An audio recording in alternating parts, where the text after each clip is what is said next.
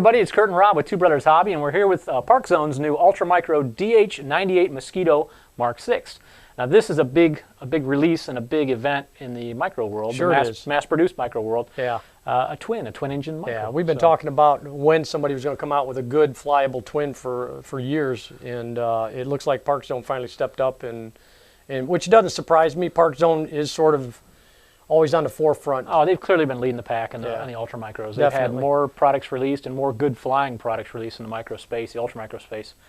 From a mass marketing standpoint, you know, they're readily available, easily supported, spare parts. Yep. And now we see it in Mosquito, which is neat that they chose a Mosquito as well. Oh yeah. Of all the twins out there, it's kind of neat to go one that's slightly off the beaten path compared to, you know, your B25s and your B17s and everything else. It's nice, or even a P38. We've seen tons of P38s in larger aircraft. It's kind of neat to see the Mosquito.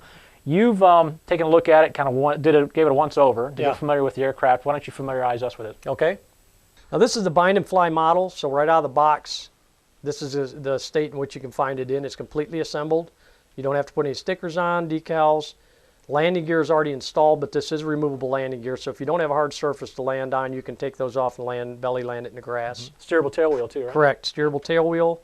We've got counter-rotating props on 8.5 millimeter coreless brushed motors. Okay, plenty of power. Oh yeah, plenty. As these, I've noticed in the last few releases, the Mustang, the Trojan, they're bumping up the power systems a little bit to accommodate the heavier planes, and I haven't been disappointed. I've got both of them, and they fly great. Oh yeah, the performance is a blast too. Definitely. You can do those aggressive loops and everything. Exactly. Battery access is through the top nose hatch here. You can see in there the... oh yeah, that's really handy. Yeah, battery slides right into place, and it's a nice little feature there. You don't have that battery hanging out midair. We've got a clear canopy here, which is nice. Get away from the painted foam.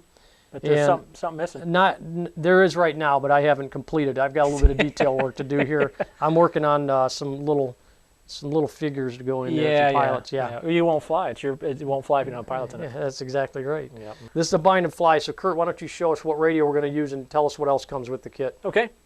The radio system we're going to use is actually one of our DX7s, which we've had these for a few years now, but it's kind of a tried and true, and you see this one's been out in the field and beaten pretty heavily. It's dusty. It's just the old trusty dusty DX7. There's a new DX8 out as well, which of course would work just fine with this, along with a number of their radios, the DX6Is and probably DX5s, I imagine, 5Es.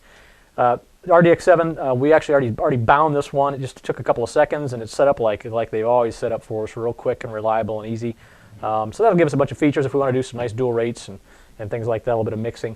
And then the charger they include is a very straightforward, simple Lipo Charger for the included 250 milliamp 20C single cell Lipo battery. Now this has essentially the equivalent of 2 of the standard cells that you see in most of the micros that are on the market.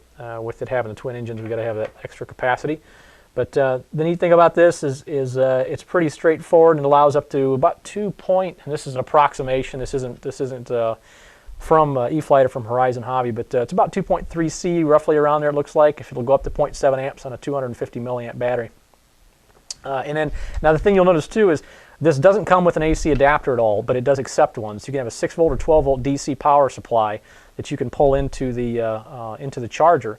So if you've got a wall adapter that has the equivalent or ample rating, you're going to want to make sure that you meet the amperage requirements on the charger itself, so you don't burn anything up or cause a problem there. But you can plug it in your own AC adapter, and I'm sure E-flite, if they don't already, they'll probably have an AC adapter you can buy that'll work just fine. But it comes stock with a couple of banana plugs and the plug-in for the charger. So you're going to need a power supply, either a benchtop power supply, or you're going to need a car battery or a motorcycle battery, 12 volt or 6 volt motorcycle battery to plug into to be able to recharge your pack. But it's a bind and fly, like Rob said. It's pretty much ready to go with everything that's included. You just need to charge up that single cell Lipo, and we'll see how it performs.